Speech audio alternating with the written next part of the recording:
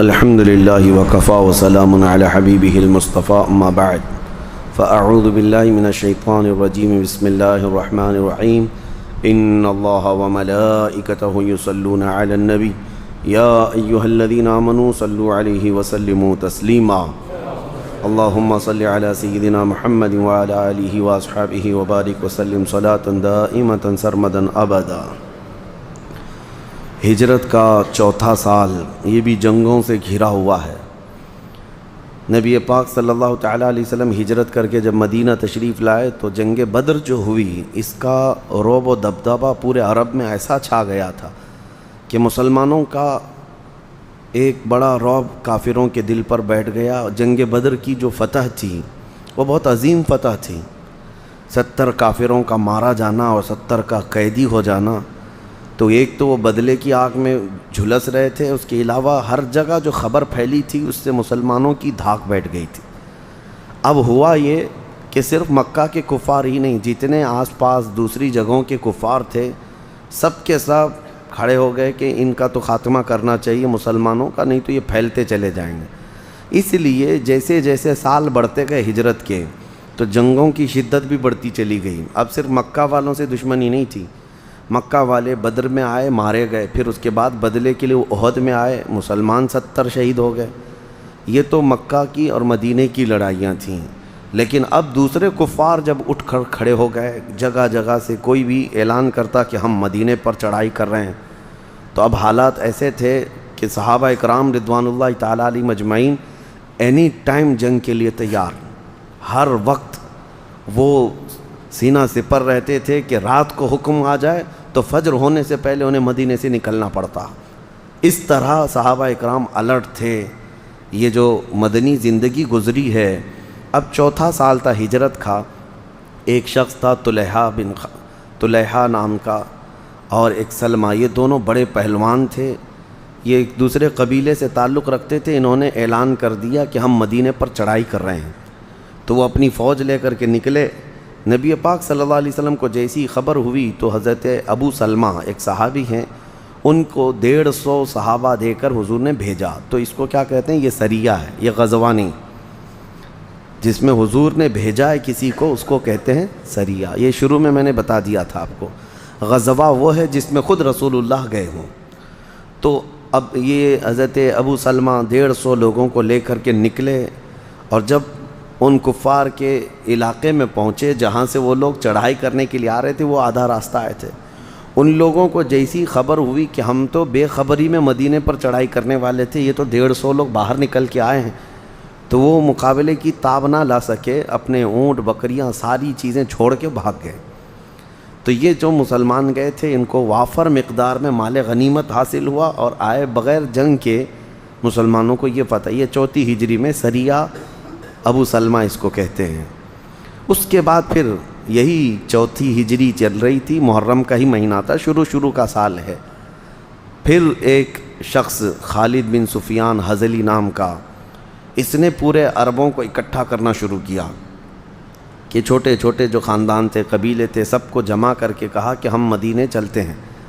ایک بات میں آپ کو بتاؤں، جتنی جنگیں ہوئی ہیں، حضور پاک صلی اللہ تعالیٰ علیہ وسلم کو جب خبر ہوتی کہ مدینے پر چڑھائی کی جا رہی ہے تو حضور اپنے صحابہ کے ساتھ نکلتے یا پھر صحابہ کی فوج کو بھیجتے۔ ان میں اکثر جو جنگیں ہیں یہ ڈیفینسیو ہیں، سب جو ہے دفاعی ہیں۔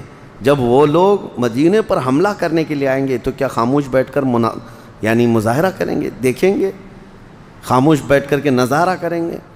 تو نبی پاک صلی اللہ تعالیٰ علیہ وسلم نے حضرت عبداللہ بن انیس ایک صحابی ہیں، ان کو بھیجا۔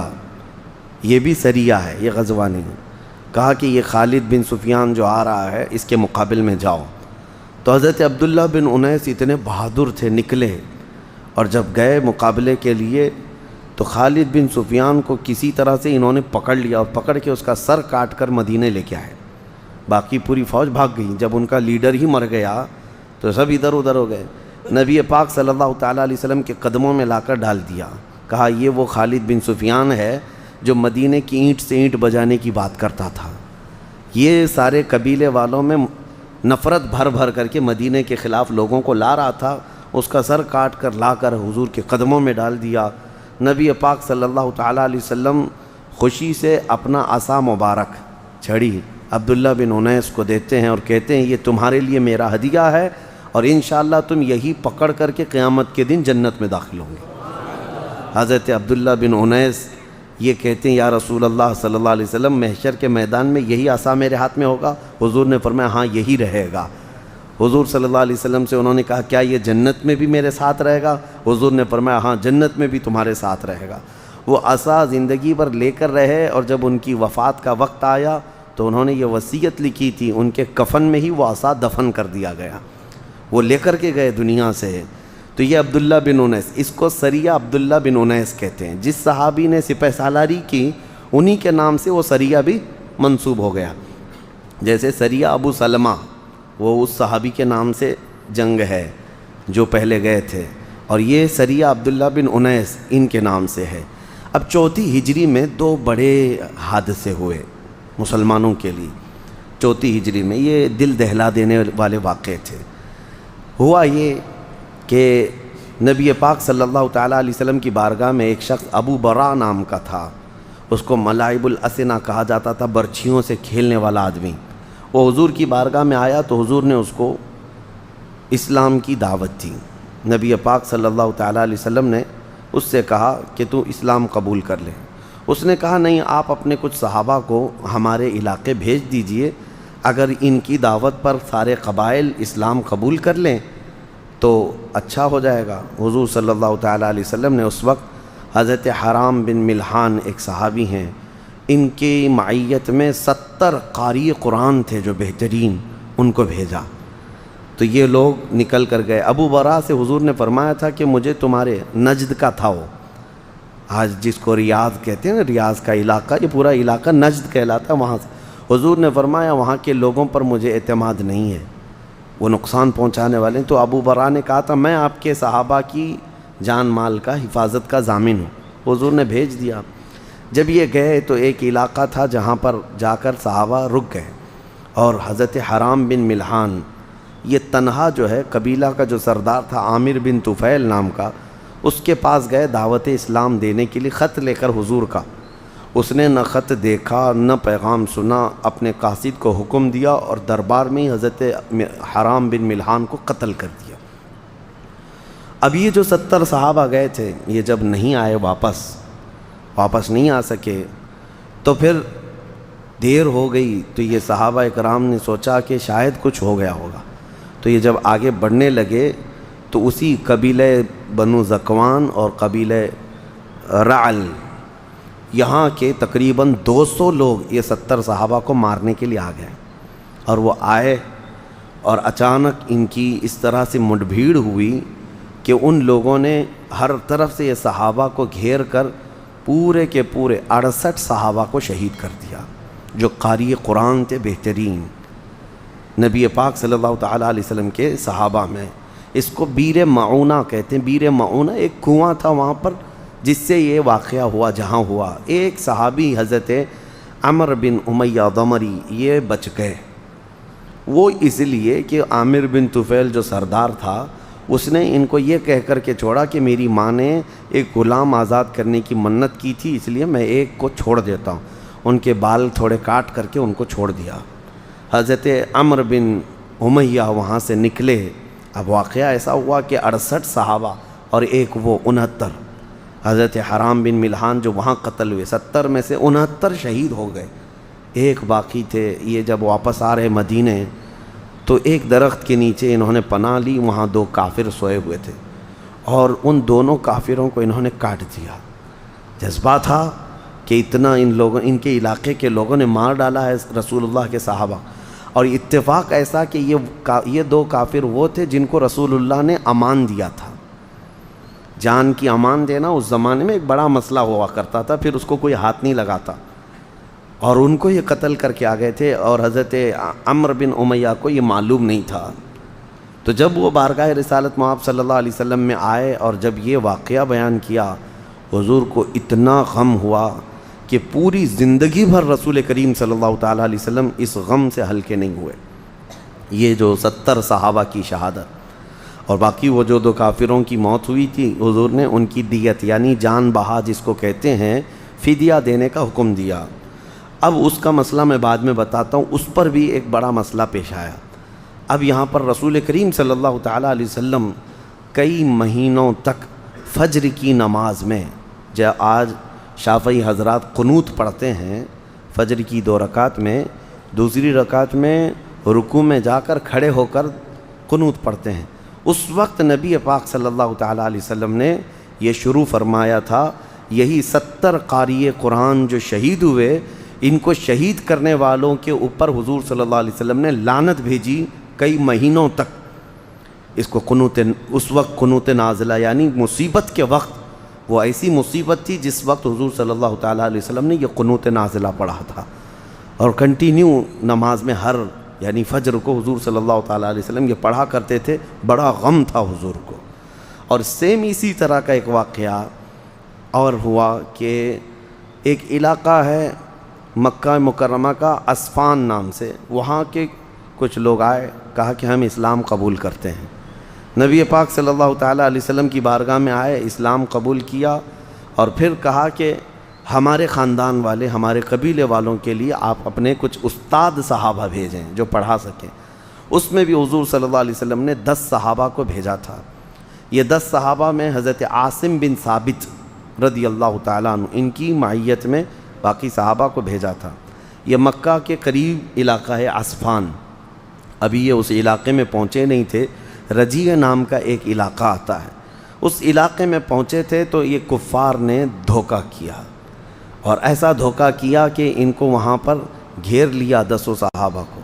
تو صحابہ اپنی جان بچانے کے لیے اونچے ٹیلے پر چڑھ گئے، اور یہ جو کفار آئے تھے انہوں نے اپنے قبیلوں کو، اپنے خاندان والوں کو خبر دی کہ آ جاؤ، یہاں محمد صلی اللہ علیہ وسلم کے 10 غلام ملے ہیں، ان کو قتل کرنا ہے۔ اب اونچے ٹیلے پر جب صحابہ گئے تو اوپر سے تیروں کی بارش کرنے لگے صحابہ، تو یہ کوئی بھی مقابلے کی ہمت نہ کر سکے۔ تو پھر دوسرا دھوکہ انہوں نے کیا، اپنے ہتھیار سب پھینک دیے کافروں نے، اور کہا ہم جان کی امان دیتے ہیں، اتر آؤ، اب تمہارے سے ہمارا کوئی مقابلہ نہیں ہوگا۔ حضرت عاصم بن ثابت چونکہ ان 10 کے امیر تھے، آپ نے کہا مجھے کسی کافر کی امان اور پناہ پر بھروسہ نہیں، میں اللہ کی پناہ میں ہوں۔ پھر بھی اس میں سے 7 تقریباً صحابہ نیچے اتر آئے، اور ان صحابہ اکرام رضوان اللہ تعالیٰ علیہ مجمعین کو نہیں بلکہ حضرت عاصم بن ثابت منع کرتے رہے۔ اس کے بعد پھر جب 7 صحابہ نیچے اتر آئے تو ان 7 صحابہ کو انہوں نے شہید کر دیا، وہیں پر جگہ پر شہید کر دیا۔ اب 3 صحابہ بچے تھے، حضرت زید بن دثنہ، حضرت خبیب ابن عدی اور حضرت عاصم بن ثابت۔ اب ان کفار نے ان تینوں کو گھیرا۔ حضرت عاصم بن ثابت نے کہا کہ میں ان کی پکڑ میں آنے اور ان کی غلامی میں آنے سے بہتر سمجھتا ہوں کہ ان سے لڑ کر کے ختم ہو جاؤں۔ حضرت عاصم بن ثابت لڑتے رہے، ان کو زخمی کیے اور شہید ہو گئے، قتل ہو گئے۔ یہ عاصم بن ثابت کون ہیں؟ بدر کے میدان میں بڑے بڑے پہلوانوں کو مارا تھا انہوں نے، مکہ والے ان کے نام سے جلتے تھے، کڑتے تھے، عاصم بن ثابت کے نام سے۔ اور اس کے بعد ہوا یہ کہ بچے تھے حضرت زید بن دثنہ اور حضرت خبیب ابن عدی، ان کو انہوں نے زنجیروں سے باندھ دیا تھا، اور باندھ کر کے مکہ لے کر کے آئے، کیونکہ مکہ میں حضرت خبیب ابن عدی جس کو بدر میں قتل کیے تھے، اس کا بیٹا مکہ میں تھا، اس نے خرید لیا ان کو۔ اور حضرت زید بن دثنہ نے بھی بدر کے میدان میں ایک بڑے کافر کو مارا تھا، اس کافر کے بیٹے نے ان کو خرید لیا کہ مجھے دے دو۔ اب ان کو تڑپا تڑپا کے مارنا تھا، اپنے باپ کا بدلہ لینا تھا۔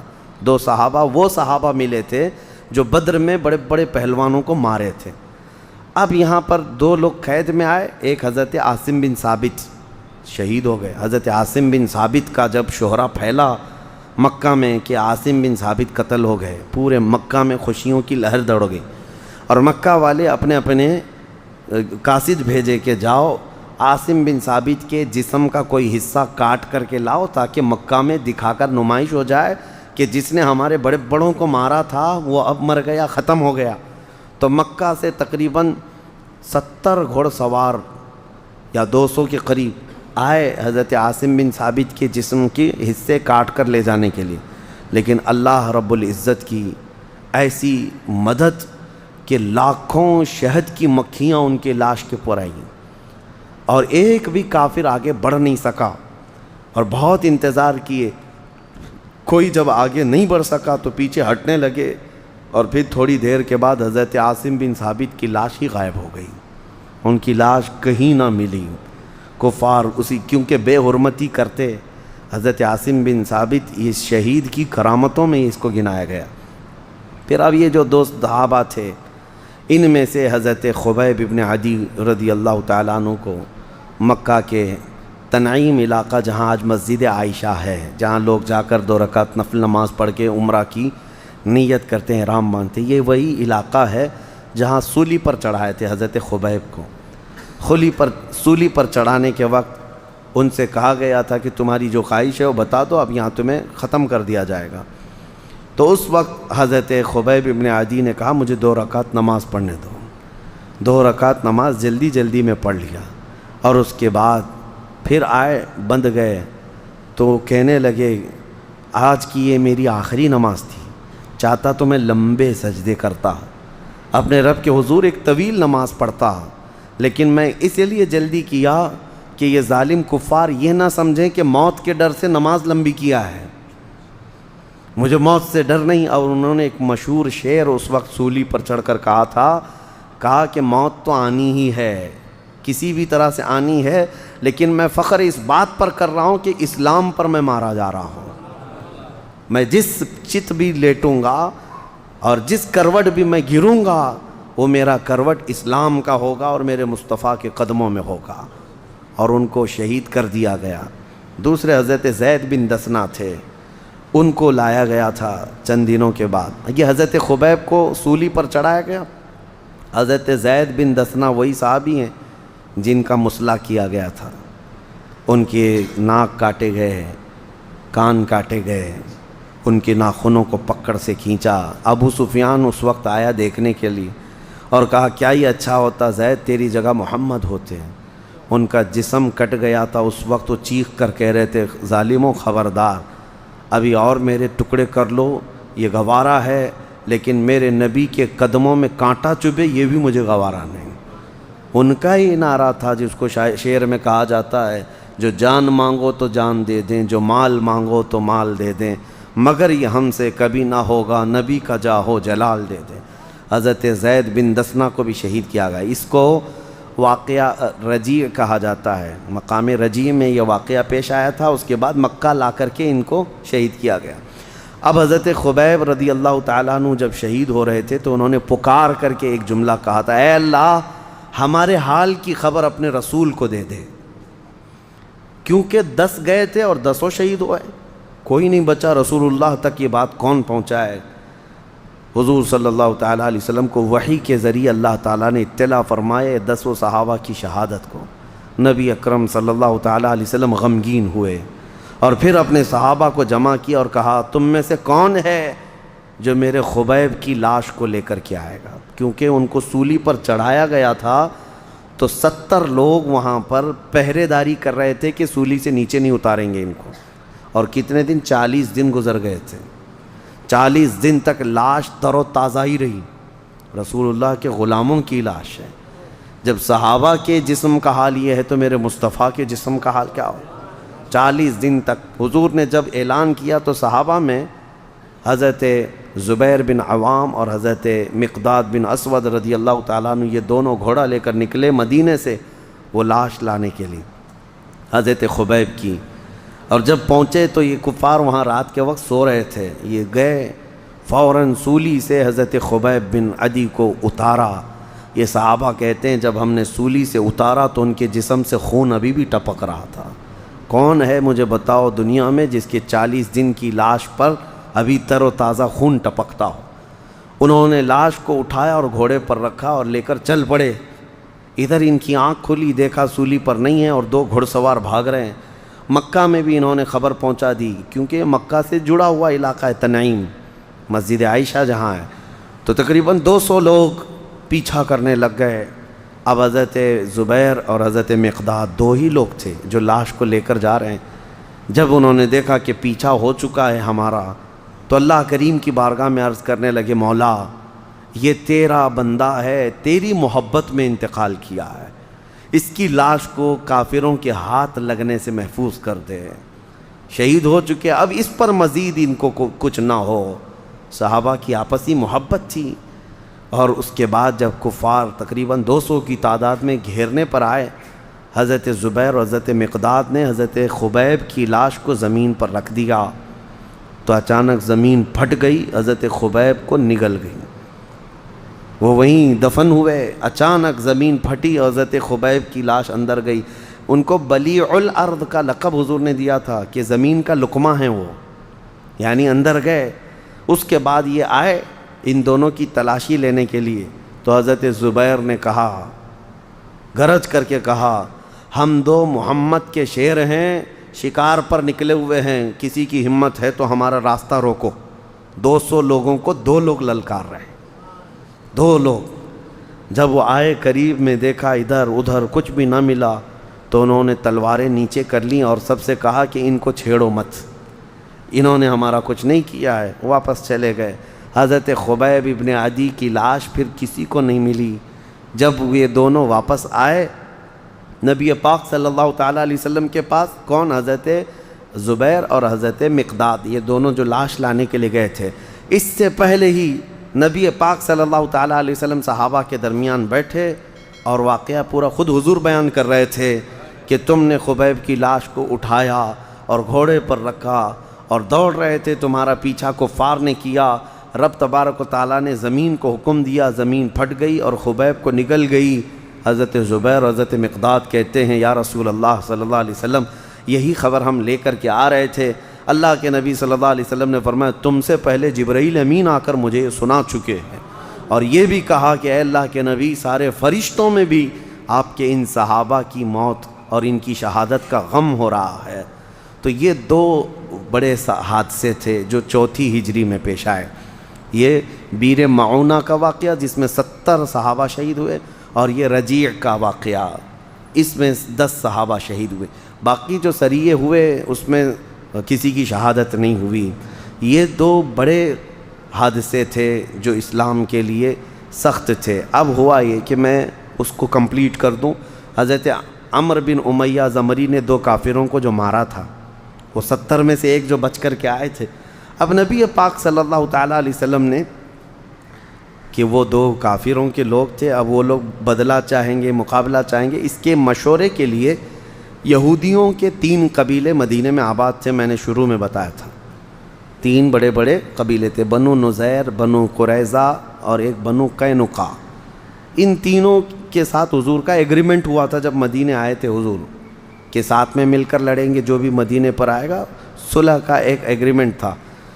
حضور صلی اللہ علیہ وسلم قبیلہ بنو نذیر گئے بات چیت کرنے کے لیے کہ یہ 2 کافروں کے خون بہا، ان کی دیت، ان کے فدیہ کے لیے مشورہ کرتے ہیں کہ کیا کیا جائے، کیونکہ ان کے قبیلے والے جنگ پر اگر آ گئے تو ہم ساتھ میں مل کر کے لڑیں گے، کہ ٹھیک ہے ہمارے ایک صحابی سے یہ غلطی ہوئی ہے، خطا ہوئی ہے، لیکن ہم اس کے بدلے میں مال دینے کو تیار ہیں۔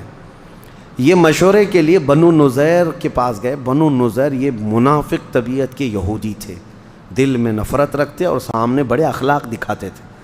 حضور صلی اللہ علیہ وسلم اس وقت جب بنو نذیر کے ہاں گئے تو کون کون تھے ساتھ میں؟ حضرت ابو بکر تھے، حضرت عمر تھے، حضرت علی تھے رضوان اللہ تعالیٰ علیہ مجمعین۔ مشورے کے لیے جب حضور گئے تو یہودیوں نے بظاہر اچھے اخلاق دکھائے اور پیچھے سے کیا پلاننگ کیا کہ حضور صلی اللہ علیہ وسلم کو ایک ایسی دیوار کے پاس بٹھانے کی کوشش کی کہ اس دیوار کے پیچھے ان لوگوں نے ایک بہت بڑا پتھر لا کر رکھا اور اس پتھر کو لڑکا دیں گے حضور کے ساتھ، یہ تینوں بڑے صحابہ بھی پتھر کے نیچے دب کر ختم ہو جائیں گے۔ یہ انہوں نے خطرناک منصوبہ بنایا یہودیوں نے، کب یہ بنو نذیر نے۔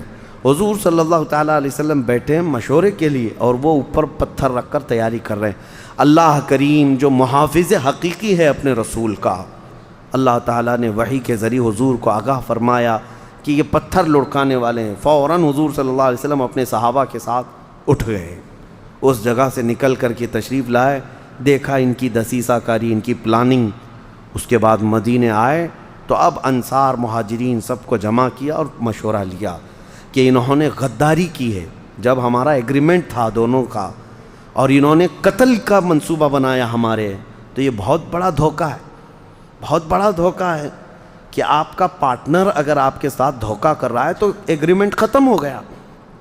اب نبی پاک صلی اللہ علیہ وسلم نے سارے صحابہ سے مشورہ کیا، یہ بنو نذیر جو یہودی ہیں غدار ہیں، دھوکے باز ہیں، ان کے ساتھ ہونا کیا چاہیے؟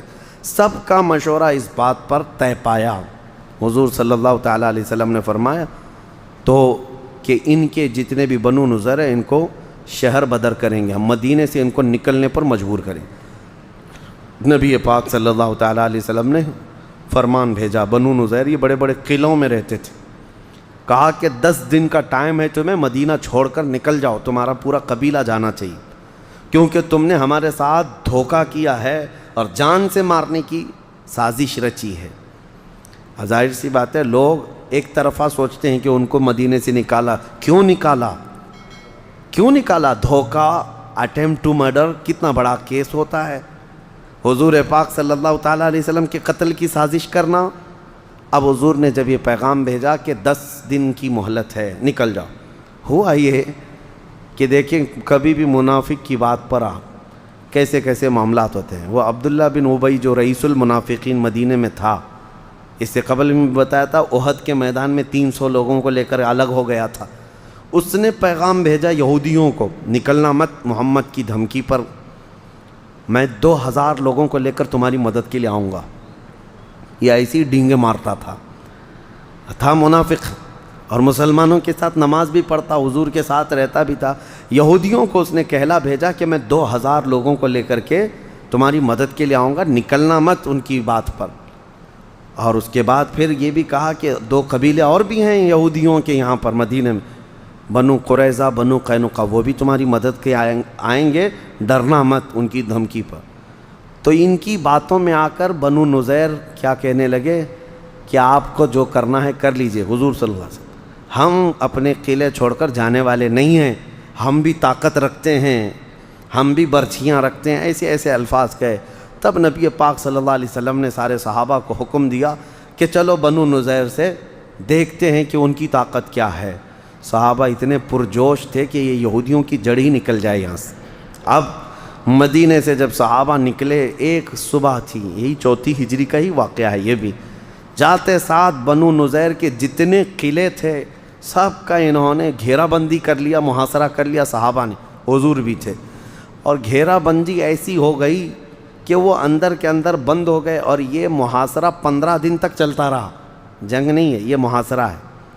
حضور صلی اللہ علیہ وسلم کے صحابہ 15 دن تک ان کو اندر بند کر کے رکھے، ان کا سب کچھ بند ہو گیا، آنا جانا سب۔ اب وہ اندر سے پوچھتے رہے کہاں ہے رئیس المنافقین عبداللہ بن ابی جو 2000 کو لے کر آنے والا تھا، وہ تو گھر میں سو رہا تھا، ایک منافق بھی نہیں آیا، 2000 آنے والے تھے، ایک بھی نہیں آیا۔ منافقین کی تعداد پہ کبھی بھروسہ نہیں کیا جائے، کبھی نہیں۔ اور اس کے بعد ان کے جو قبیلے دوسرے یہودیوں کے تھے وہ بھی ڈر کے مارے کوئی مدد کے لیے نہیں آئے۔ بنو نذیر سمجھ گئے کہ اب ہماری موت کے علاوہ کچھ نہیں ہے۔ 15 دن کے بعد انہوں نے حضور صلی اللہ علیہ وسلم سے یہ معاہدہ کر لیا، شرط کیا کہ ٹھیک ہے ہم سب پورے یہاں سے مدینہ چھوڑ کر نکلیں گے، لیکن ایک شرط ہے کہ ہمیں جتنا مال ہم لے جا سکتے ہیں لے جانے کی اجازت دیں۔ حضور نے فرمایا تم جتنا لے جا سکتے ہو لے جاؤ۔ انہوں نے 15 دن کے بعد تقریباً 700 اونٹوں پر اپنا مال لادا، سب لے کر کے مدینہ چھوڑ کر کے گاتے بجاتے نکلے، خیبر تک گئے، کچھ ملک شام چلے گئے۔ اور جو رسول اللہ کے صحابہ نے ان کو مدینے سے نکالا تھا، آج تک وہ اس غم کو ہلکا نہیں کر پائے۔ 14 صدیاں ہو گئی، یہودی ابھی بھی کہتے ہیں مدینہ ہمیں لینا ہے، ہم کو وہاں سے نکالا گیا تھا، خیبر تک، وہاں تک۔ پھر اس کے بعد جو خیبر کی جنگ ہوئی وہاں سے بھی ان کو نکال کر بھیجا گیا۔ اب وہ پوری دنیا میں جا کر ادھر ادھر پھیلے رہے، کبھی جرمنی، کبھی ڈنمارک، کبھی اٹلی، اور اب جا کر کے اسرائیل میں پناہ لیے ہیں، اور اسرائیل میں بیٹھ کے خواب دیکھتے ہیں۔ گریٹر اسرائیل کا نقشہ ان کا اگر آپ دیکھیں گے تو اس کو انہوں نے مدینے تک کا بنا کر کے رکھا ہے کہ یہ پورا علاقہ ہم کو قبضہ کرنا ہے، اور یہ گریٹر اسرائیل ہے، اور یہ کنگڈم آف ڈیوڈ ہے، یعنی حضرت داؤد علیہ السلام کی سلطنت کا علاقہ ہے۔ اس کو ہم حاصل کر کے رہیں گے. اب پتہ نہیں کب تک حاصل کریں گے، کیسے کیا کیا کریں گے، لیکن اتنا تو ہے کہ بلی کے خواب میں چھیتڑے ہی ہوتے ہیں. وہ ہمیشہ جو ہے قتل و غارت اور قبضہ اسی کے لیے سوچتے رہے. نبی پاک صلی اللہ علیہ وسلم نے بنو نذیر کو شہر بدر کیا. اب اس کے بعد وہ سب لے جانے کے بعد بھی ان کے قلعوں میں جو چیزیں موجود تھیں وہ تقریباً 400 کے قریب تلواریں تھیں اور بہت کچھ سامان تھا، وہ صحابہ اکرام کے ہاتھ میں آیا. اور وہاں پر جو واقعہ پیش آیا اس میں آج کل نہیں بلکہ ہم نے سورہ حشر کی شروع کی آیتیں تلاوت کی تھی. حضور صلی اللہ علیہ وسلم نے آس پاس کے کچھ درختوں کو کاٹنے کا حکم دیا تھا کہ یہودی چھپ چھپ کر کے حملہ کرتے تھے. تو صحابہ میں 2 جماعتیں ہو گئی تھی. بعض نے کہا تھا درختوں کو نہیں کاٹنا چاہیے، یہ سب جب بھاگ جائیں گے تو مسلمانوں کا ہوگا اور اس سے جو نفع ہوگا یہ پھلوں کا تو یہ مسلمانوں کے لیے ہوگا. بعض صحابہ نے کہا نہیں کاٹنا چاہیے کیونکہ یہ پناہ بنا لیں گے اور ہمیں قتل کرنے کے منصوبے بنائیں گے. تب اللہ تبارک و تعالیٰ نے آیت نازل فرمائی ما قطعتم من لینۃ او ترکتموها قائمۃ علی اصولها فباذن اللہ. کچھ درختوں کو تم نے کاٹا اور کچھ کو چھوڑ دیا، یہ دونوں جماعتیں حق پر ہیں اور دونوں کو اللہ کی طرف سے ہدایت ہے. یہ آیت ان صحابہ اکرام کے حق میں نازل ہوئی. بہرحال یہ 4 ہجری کے یہ تمام معاملات ہیں. واپس مدینہ طیبہ تشریف لائے. یہ جنگوں سے گھرا ہوا سال ہے، حادثوں سے گھرا ہوا سال ہے. اس میں جو اہم واقعات پیش آئے تھے 4 ہجری میں، سب سے بڑا اہم واقعہ جو پیش آیا خوشیوں کا اگر کہا جائے، سیدہ شباب اہل الجنہ میں سے مولا کریم سیدنا امام حسین کی پیدائش ہوئی تھی. 4 ہجری میں حضرت امام حسین امام علی مقام کی پیدائش ہوئی. یہ ایک بہت اہم واقعہ تھا. اور نبی پاک صلی اللہ علیہ وسلم کے ایک نواسے حضرت عثمان غنی کے جو گھر پیدا ہوئے تھے ان کی موت بھی ہوئی، ان کی وفات ہوئی. اور اس 4 ہجری کا جو اہم واقعہ حضرت زینب بنت خزیمہ حضور کی ایک زوجہ تھی، ان کی وفات ہوئی. حضرت ام سلمہ رضی اللہ تعالیٰ عنہ سے حضور نے اسی سال نکاح فرمایا. ان کا بھی ایک طویل واقعہ ہے. وہ ہجرت کر کے آ رہی تھیں مدینہ، ان کے ساتھ ایک ایسا حادثہ ہوا تھا. وہ اور ان کے شوہر دونوں ہجرت کر کے آ رہے تھے لیکن دونوں کے خاندان والے لڑ پڑے. حضرت ام سلمہ کے، حضرت ابو سلمہ کے. ان کے بیٹے کا نام سلمہ تھا. یہ دونوں لڑ پڑے خاندانوں والے. حضرت ام سلمہ کے خاندان والے کہتے تھے کہ تمہارے آدمی نے ہماری لڑکی کو بھڑکایا ہے اور مدینہ لے جا رہا ہے. اور حضرت ابو سلمہ کے گھر والے کہتے تھے نہیں تمہاری لڑکی نے ہمارے لڑکے کو بھڑکایا ہے، لے جا رہا ہے. یہ دونوں کے جھگڑے چلتے رہے اور اس میں پھر جب دونوں نے اپنے اپنے الگ کر لیے، حضرت ام سلمہ کو ان کے خاندان والوں نے کہا تو ہمارے پاس چل، ابو سلمہ کو کہا کہ تم ہمارے ساتھ چلو، ان کے خاندان والے. بچہ بیچ میں تھا. اب بچے کے لیے لڑائی ہوئی دونوں خاندانوں میں، بچہ ماں کے پاس جائے گا کہ باپ کے پاس جائے گا. دونوں خاندانوں والوں نے اتنی لڑائی کی کہ بچے کا ہاتھ پکڑ کر کے کھینچا، دونوں ہاتھ بچے کے الگ ہوئے. حضرت ام سلمہ کو ایک بڑا حادثہ تھا. دونوں خاندان والوں نے بچے کے ہاتھ پکڑ کر کے ایسے کھینچے تھے کہ بچے کے دونوں ہاتھ جدا ہو گئے تھے، الگ ہو گئے تھے. حضرت ام سلمہ اس غم کی تاب نہ لا کر پھر اس کے بعد ان کے بچے کا انتقال ہو گیا. اور پھر جب دیکھا کہ حضرت ام سلمہ دھوپ میں بیٹھ کر صرف روتی تھیں، ان کے قبیلے والوں نے رحم کھا کر چھوڑ دیا. پھر ان کے شوہر کا بھی انتقال ہوا. حضرت ام سلمہ کے لیے بڑے حادثے تھے، بیٹا شہید ہوا اور شوہر بھی انتقال کر گئے. تب پھر وہ مدینہ اکیلی ہجرت کر کے اکیلی آئی تھی. ایک شخص کو کرائے پر لیا تھا کہ تو راستہ دکھائے گا، تو وہ راستہ دکھاتے ہوئے مدینہ لے آئے. حضور صلی اللہ علیہ وسلم کے پاس آئی تھیں تو حضور صلی اللہ تعالیٰ علیہ وسلم نے پناہ دیا. اور اس کے بعد تنہا عورت ہے، بیوہ بھی ہے اور ایک بچے کا غم کھائی ہوئی ہیں. نبی پاک صلی اللہ تعالیٰ علیہ وسلم نے حضرت ام سلمہ کو اپنی زوجیت سے شرف یاب فرمایا. اسی 4 ہجری میں حضور نے حضرت ام سلمہ سے نکاح بھی فرمایا. حضور کی بڑی چہیتی ازواج میں سے ہیں. اور 4 ہجری میں ہی شراب کی حرمت کا حکم بھی آیا. اس وقت تک ابھی شراب حرام نہیں ہوئی تھی، 4 ہجری میں شراب حرام قرار دی گئی. اور ایک بڑی چیز یہ ہے کہ دیکھیں جو بنو نذیر کو یہودیوں کو بھگایا تھا، ان کی اگر میں لسٹ بتاؤں کہ کیا کیا سامان ان کے قلعوں سے ملا تھا وہ بڑا ہے. اب 400 تلواریں مل جانا یہ معمولی نہیں ہے. اس کے علاوہ اور بھی سامان تھا، کھجوروں کے درخت تھے، باغیچے تھے. انصار کی طبیعت کو کیا کہیں، اللہ اکبر۔ حضور کی بارگاہ میں انصار آئے، یوں عرض کیا یا رسول اللہ صلی اللہ علیہ وسلم، بنو نذیر کی جو جنگ میں مال غنیمت آیا ہے، انصار مدینے کے پورے سبوں نے یہ اتفاق کیا ہے، اس میں سے ایک دانہ بھی ہم نہیں لیں گے، سارا آپ مہاجرین میں تقسیم فرمائیں۔ جو ہجرت کر کے حضور آپ کے ہاں سے آئے ہیں ان میں آپ پورا مال تقسیم فرمائیں۔ حضور اتنا خوش ہوئے تھے کہ دعا کے لیے ہاتھ اٹھایا اور کہا اللہم ارحم الانصار و ابناء الانصار و ابناء ابناء الانصار، اے میرے مولا میرے اس انصار پر تو رحم فرما، ان کے بیٹوں پر رحم فرما، ان کے بیٹوں کے بیٹوں پر رحم فرما۔ میرے آقا نے فرمایا اگر دو وادیاں ہوں دنیا میں، دو وادیاں ہوں، میدان ہوں دو، ایک وادی میں انصار ہوں اور ایک وادی میں پوری دنیا والے ہوں اور مجھے اختیار دیا جائے، حضور فرماتے میں انصار کی وادی میں جانا پسند کروں گا۔ بہرحال یہ 4 ہجری کے اہم معاملات تھے۔ سیرت کا بیان چلتا رہے گا انشاءاللہ العزیز، لیکن اب مجھے یہ پتہ نہیں ہے آپ کی پابندی ہو پائے گی یا نہیں، اس لیے کہ صرف رمضان میں اگر ختم کرنا ہو تو پھر اس کو ایسے تیزی سے دوڑانا پڑے گا کہ اہم واقعات ویسے ہی رہ جائیں گے۔ 5ویں ہجری کے، 6 ہجری کے، 7ویں ہجری، 8ویں ہجری، 9ویں ہجری، 10ویں ہجری، پھر 11ویں ہجری میں میرے آقا صلی اللہ تعالیٰ علیہ وسلم کی اس دنیا فانی سے رخصتی بھی ہوئی۔ یہ سب معاملات طویل ہیں، اللہ جیسی توفیق دے زندگی باقی رہے تو اس سیرت کے درس کو انشاءاللہ کنٹینیو کریں گے انشاءاللہ، اور جس کو اللہ تعالیٰ توفیق دے، وقت ہو سکتا ہے بدل جائے انشاءاللہ العزیز، ہفتے میں کوئی دن منتخب کر کے عشاء کے بعد اس درس کو ہم چلائیں تاکہ سیرت کا بیان کسی نہ کسی طرح پائے تکمیل تک پہنچے۔ صرف حضور کی وفات تک نہیں بلکہ خلفائے راشدین کا دور بھی ہم پڑھیں، اور پھر اس کے بعد بنو امیہ کا بھی، بنو عباس کا بھی، اس کے بعد خلافت عثمانیہ جو ترکی کی ہے، اس طرح سے ہم انشاءاللہ تاریخ اسلام تک آتے ہیں تاکہ ہمارے جوانوں میں اسلامی تاریخ رچ بس جائے اور ان کو پتہ چلے کہ ہمارے شیر کون تھے، آج ان لوگوں نے جو پھیلا رکھے یہ کون ہیں۔